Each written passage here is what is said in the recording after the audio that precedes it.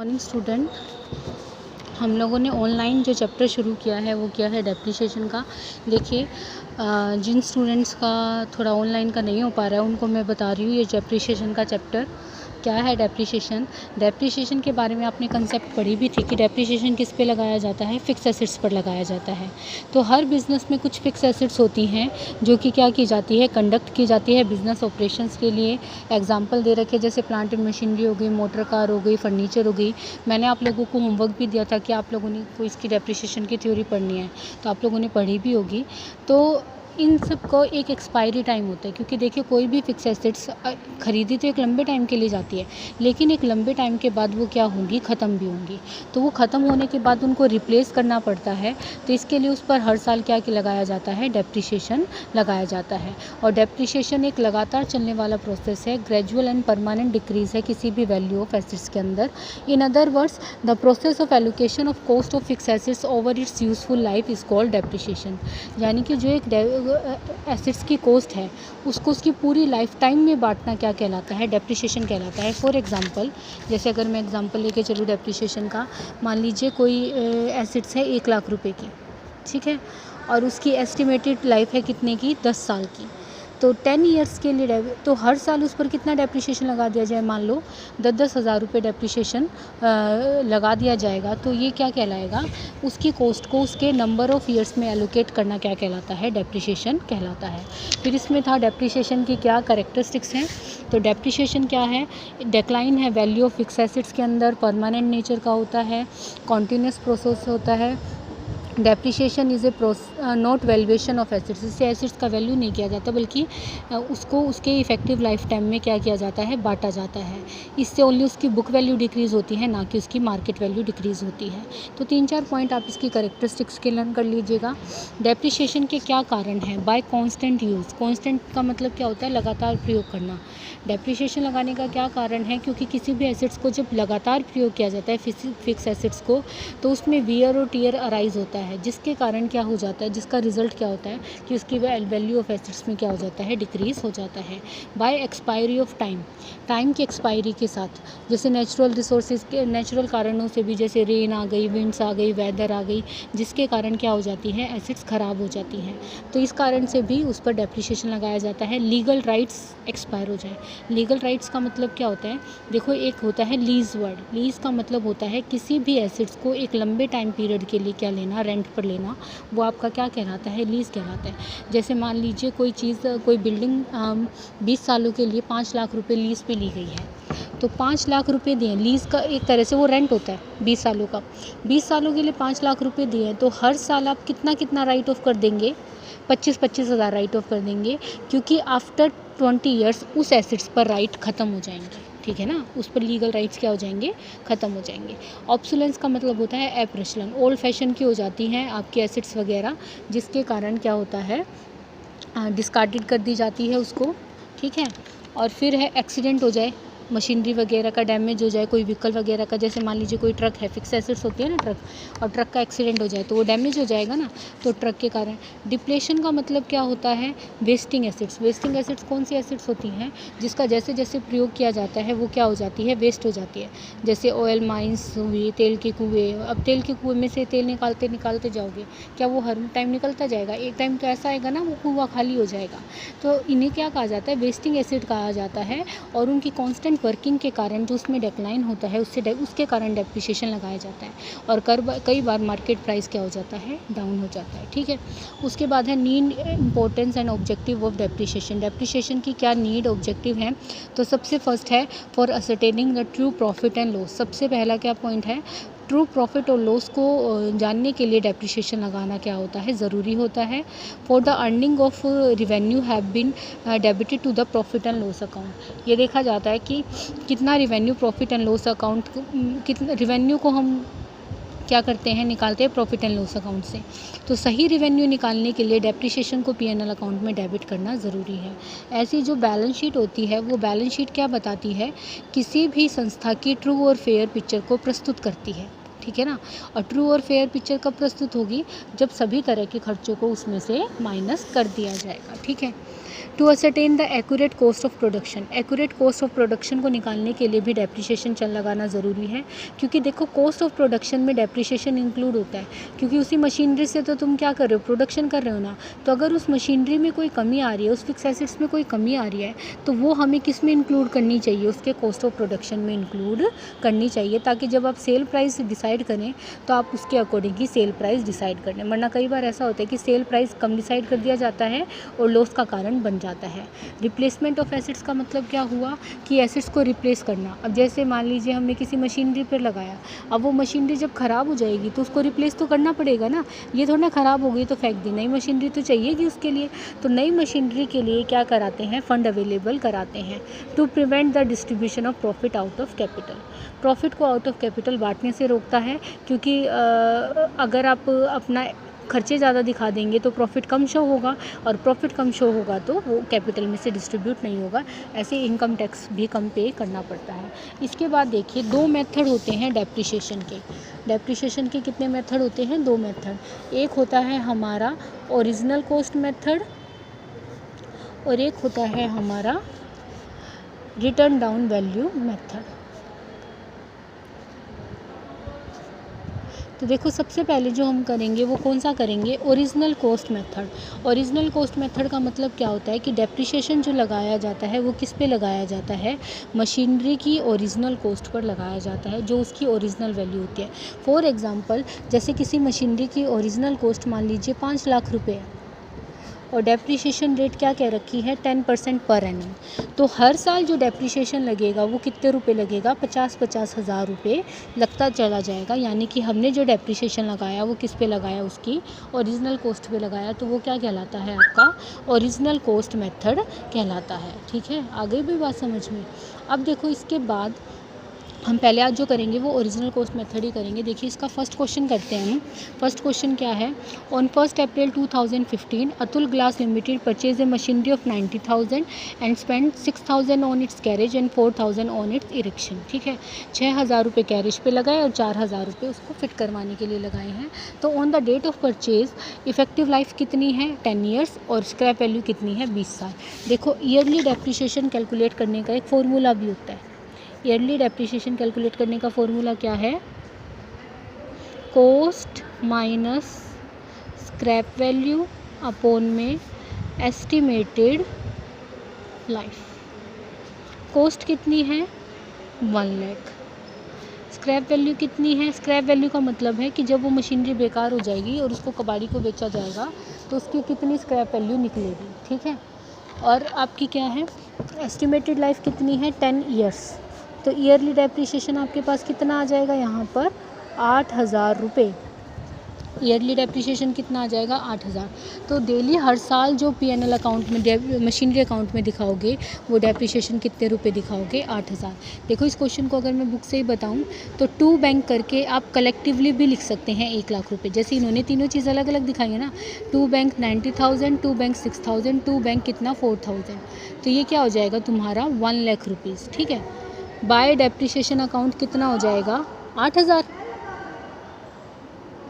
By balance carry down कितना हो जाएगा, 92,000। ठीक है, कैसे निकला ये 92,000, देखो एक अकाउंट बना के दिखाती हूँ मैं आपको। ये बिल्कुल सिंपल होता है, date particulars amount, date particulars amount.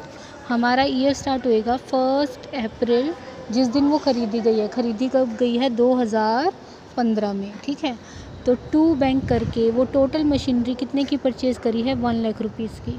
आप चाहो तो ऐसे प्लस करके दिखा दो, 90,000 प्लस 6,000 प्लस 4,000। ठीक है, ऐसे प्लस करके दिखा देना। फिर ये ईयर का एंड कब होएगा, 2016 31 मार्च को होगा। तो बाय डेप्रिसिएशन पहले साल का डेप्रिसिएशन कितने रुपए आ जाएगा तुम्हारा, 8,000 रुपये आ गया। तो अब जो तुम्हारा कैरी डाउन निकलेगा वो कैरी डाउन कितने निकलेगा, 92,000 रुपीज़। कैसे निकला 92,000, 1 लाख की मशीनरी थी, 8,000 डेप्रिसिएशन हो गया, तो अब उसकी वैल्यू कितनी रह गई है, 92,000। तो ये 1 लाख दोनों साइड आपका टोटल आ जाएगा। अब आप दूसरा साल स्टार्ट करोगे, तो दूसरा साल कब स्टार्ट होएगा, 2016 1 अप्रैल को। तो टू बैलेंस ब्रोड डाउन कितना आ जाएगा, 92,000 रुपीज़, 92,000 आ गया। अब इस साल का अंत कब होएगा? 2017 31 मार्च को। तो बाय डेप्रिसिएशन आपका कितना डेप्रिसिएशन आ जाएगा? 8,000 रुपये आ गया डेप्रिसिएशन। और बाय बैलेंस कैरिड डाउन कितने रुपये आ जाएगा? 92,000 रुपीज़। सॉरी 92,000 में से क्या माइनस करोगे? 8,000 रुपीज़ माइनस करोगे तो तुम्हारा ये कैरी डाउन कितना आ जाएगा? 84,000 रुपीज़। आ गई बात समझ में? अब देखो इसी क्वेश्चन को आगे ऐसे ही कंटिन्यू किया गया है। 84 आ गया, फिर अगले साल ब्रोट डाउन करो 2017 1 अप्रैल को 84,000 और उस साल भी डेप्रिसिएशन कितना है? 8,000। तो कैरी डाउन कितना आ गया? 76। फिर 2018 में भी कितना आएगा? 76, डेप्रिसिएशन 8,000 और कैरी डाउन कितना आ जाएगा? 68। इन्होंने हमें क्वेश्चन में बोला हुआ है कि हमें डेप्रिसिएशन कितने सालों का लगाना है? 4 सालों का लगाना है, तो हमने 4 सालों का डेप्रिसिएशन यहाँ पर लगा दिया। ठीक है, इससे नेक्स्ट जो सेकंड इलस्ट्रेशन है उस इलस्ट्रेशन में क्या कहा हुआ है? 3 मशीनरी गिवन है तुम्हें। ठीक है, जैसे 1 अप्रैल 2015 को प्लांट खरीदा है कितने का? 43,000 का। उसकी स्क्रैप वैल्यू कितनी है? 3,000 और एस्टिमेटेड लाइफ कितनी है? 10 साल। तो ईयरली डेप्रिसिएशन कितना आ जाएगा? 4,000। ऐसे 2016 में ख़रीदा है 25,000 का, स्क्रैप वैल्यू है 2,500 और स्पैन ऑफ लाइफ कितना है? 15 साल। तो वो कितना आ जाएगा? Yearly depreciation 1500। ऐसे ही थर्ड मशीनरी का, फिर तीनों मशीनरी का क्या करते जाओ? अकाउंट बनाते जाओ और फर्स्ट सेकेंड इसको नाम देते जाओ। ठीक है, इसके बाद मैं आपको डायरेक्ट समझाऊंगी अभी फोर्थ क्वेश्चन। जब आपको फोर्थ समझ में आ जाएगा तो थर्ड आप अपने आप कर सकते हैं, क्योंकि थर्ड क्वेश्चन है एक मशीनरी का और जो फोर्थ क्वेश्चन है वो है आपका कितनी फोर्थ की बजाय मैं आपको समझा देती हूँ फिफ्थ क्वेश्चन, क्योंकि वो आपको सही रहेगा। और जो बीच का क्वेश्चन नहीं आता वो आप मेरे को बता सकते हैं कि हमें ये क्वेश्चन नहीं आया है। मैं आपको फिफ्थ क्वेश्चन समझा रही हूँ। इसमें फिफ्थ इलस्ट्रेशन जो है वो अगर आप ये आगे की सीख लेंगे तो पीछे की आप अपने आप कर सकते हैं, इसलिए मैं आपको क्या कर रही हूँ पहले आगे की बता रही हूँ। फिफ्थ देखो illustration, Birla cotton mills purchase a machinery of 1 August 2015 90,000। On 1st October 2016, it purchased another machinery 40,000. On 30th June, it sold the first machine 58,000 और सेम डेट को एक और मशीनरी खरीद ली है 1 लाख रुपए की। तो देखो इस टोटल क्वेश्चन में कितनी मशीनरी खरीदी गई हैं? 3 मशीनरी खरीदी गई हैं और फर्स्ट मशीनरी को क्या कर दिया गया है? बेच दिया गया है। Depreciation is provided on 20% per annum original cost each year. Depreciation क्या प्रोवाइड करना है? ओरिजिनल कॉस्ट ईच ईयर करना है। तो हम करें इलस्ट्रेशन नंबर 5। ठीक है, देखो सबसे पहले क्या लिखोगे? Date, particular amount, date, particulars amount. ठीक है, पहली मशीनरी खरीदी कब गई है? 1 अगस्त 2015 में। तो जो तुम यहाँ पर डेट लिखोगे वो लिखोगे 2015 1 अगस्त टू बैंक करके आपने ये मशीनरी कितने में ख़रीदी है? 90,000 रुपीज़ में। हमें क्वेश्चन कहाँ से स्टार्ट करना है? 1 अगस्त से स्टार्ट करना है। हम ये कौन सा अकाउंट बना रहे हैं? Machinery account. ठीक है, जो भी डाउट है अपने क्लियर कर लेना। अब तो तुम्हें स्कूल भी बुलाया जा रहा है क्लियर करने के लिए। ठीक है, 31 मार्च बाय डेप्रिसिएशन। अब देखो फर्स्ट मशीनरी पर अब कितने साल का डेप्रिसिएशन लगेगा? पहली बात तो डेप्रिसिएशन रेट क्या गिवन है तुम्हें? 20% गिवन है। तो पहली मशीनरी पर कितने साल? अगस्त, सितंबर, अक्टूबर, नवंबर, दिसंबर, जनवरी, फरवरी, मार्च, क्योंकि आपका जो अकाउंटिंग ईयर होगा वो कब तक होगा? 31 मार्च 2016। तो कितने मंथ्स का डेप्रिसिएशन आया तुम्हारा? 8 मंथ का डेप्रिसिएशन आया।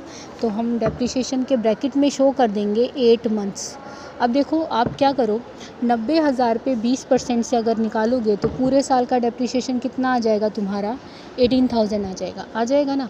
आप इसमें कितने मंथ्स का निकाल लो? 8 मंथ्स। ठीक है, तो 8 मंथ्स का ये कितना आ जाएगा तुम्हारा? 12,000 निकालना तो आ ही गया होगा सभी को।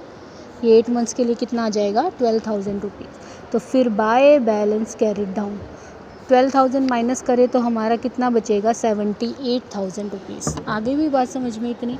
फिर हमने क्या करा? इसका टोटल कर दिया कितना? 90,000।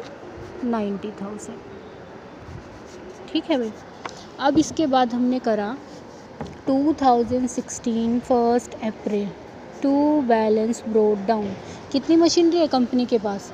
ओनली 1 मशीनरी है। कितने रुपए की? 78,000 रुपीज़ की। ठीक है। अब देखो क्वेश्चन में क्या कह रखा है, 1 अक्टूबर 2016 को एक और मशीनरी खरीदी गई है 40,000 की। तो 1 अक्टूबर टू बैंक करके कितने की मशीनरी खरीदी है, 40,000 रुपये की। ठीक है। अब हम ये ईयर कब एंड होएगा, 2017 31 मार्च। सबको पता होगा अकाउंटिंग ईयर के बारे में कि अकाउंटिंग ईयर क्या होता है, 1 अप्रैल से लेकर 31 मार्च नेक्स्ट कैलेंडर का होता है। Bye depreciation. अब एक बात बताओ, डेप्रिसिएशन अब कितनी मशीनरी पर लगेगा, 2 मशीनरी पर, पहली पर और दूसरी पर, क्योंकि कंपनी के पास कितनी मशीनरी हैं अब, 2। फर्स्ट मशीनरी पर लगेगा पूरे साल का डेप्रिसिएशन। तो पूरे साल का डेप्रिसिएशन कितना आ गया, 18,000। 90,000 पे लगाओगे ना ओरिजिनल कॉस्ट पे, 90,000 हमारी ओरिजिनल कॉस्ट है, तो 90,000 पे 20% से पूरे साल का डेप्रिसिएशन कितना आ गया, 18,000। 40,000 पे 20% से डेप्रिसिएशन आया, वो कितना आया, 8,000। हमें कितने महीने का लगाना है, ओनली 6 मंथ। 6 मंथ कैसे आए भाई, अक्टूबर नवंबर दिसंबर जनवरी फरवरी मार्च। तो 6 महीने का डेप्रिसिएशन कितना आ जाएगा, 4,000 रुपये। ये बात समझ में आ गई होगी सबको। 40,000 पर अगर हम निकालें 20% से, यहाँ देखो इस पेज पे करके बताती हूँ तुम्हें, 40,000 पे 20% से अगर तुम 6 मंथ का निकालोगे तो कितना आ जाएगा, ये तुम्हारा 4,000 रुपीज़। ठीक है, ये कितना आ जाएगा तुम्हारा, 4,000 रुपीज़। फिर हमने इसका क्या निकाल देना है, carry down, by balance carry down. Carry down भी कब निकलेंगे, 31 मार्च को, फर्स्ट और सेकंड। देखो पहली मशीनरी कितने की है, 78,000। 78,000 में से 18 गए, कितने बचे, 60,000 रुपीज़। दूसरी मशीनरी कितने की है, 40,000 की। 40,000 में से 4,000 गए तो कितने बचे, 36,000 रुपीज़। तो 96 आ गया। टोटल हमारा क्या हो जाएगा, 1,18,000 और 1,18,000। जब ये टोटल करोगे तो इसके नीचे लाइन लगाना ज़रूरी है, क्योंकि ये लाइन क्या शो कर रही है कि आप इस टोटल को आगे इंक्लूड नहीं कर रहे। अब हम कब ब्रोट डाउन कर देंगे, 2017 1 अप्रैल को to balance brought down, first और सेकंड। पहली का ब्रोट डाउन कितना है, 60,000 और दूसरी का है 36,000। ये निकालने आ गए होंगे भाई, कैरी डाउन। 78 ब्रोट डाउन था, 18,000 इस साल का डेप्रिसिएशन था, तो अब फर्स्ट मशीनरी की वैल्यू कितनी रह गई, 60,000। फिर है 40,000, 40,000 का 4,000 था, तो अब कितनी रह गई, 36,000। ठीक है, तो अभी ये हमारा कितना हो जाएगा, 96,000 का हो गया। अब देखो 2017 में उसने पहली मशीनरी बेच दी है, कितने में, 58,000। और किस डेट को, 2017 30 जून।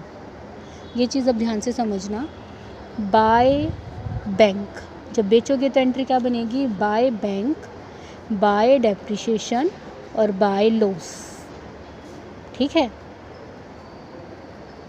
बाय बैंक, क्योंकि वो मशीनरी बेची कितने में है, 58,000 में, तो बैंक के आगे लिख दोगे।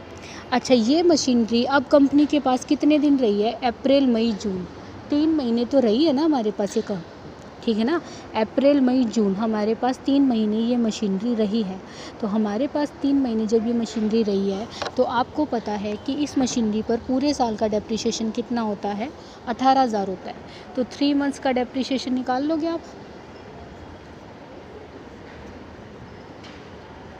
4,500, 4,500। ठीक है।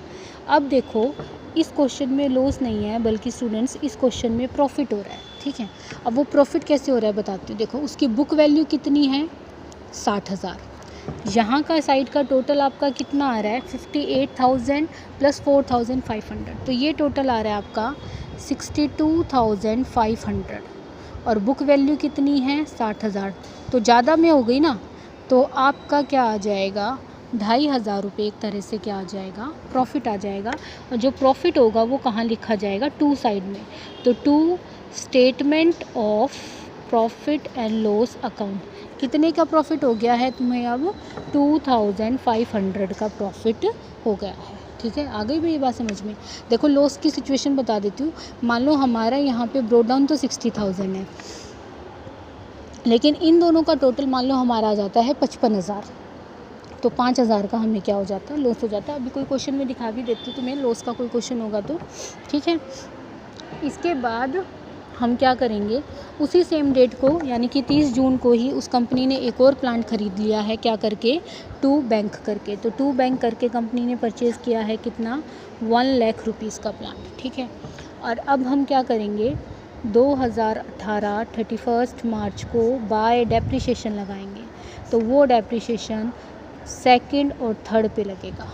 क्यों लगा सेकंड थर्ड? क्योंकि फ़र्स्ट तो बिक चुकी है, ठीक है। तो 40,000 है सेकंड मशीनरी की वैल्यू, 40,000 पर पूरे साल का डेप्रिसिएशन कितना हो जाएगा 20% से? 8,000 हो गया।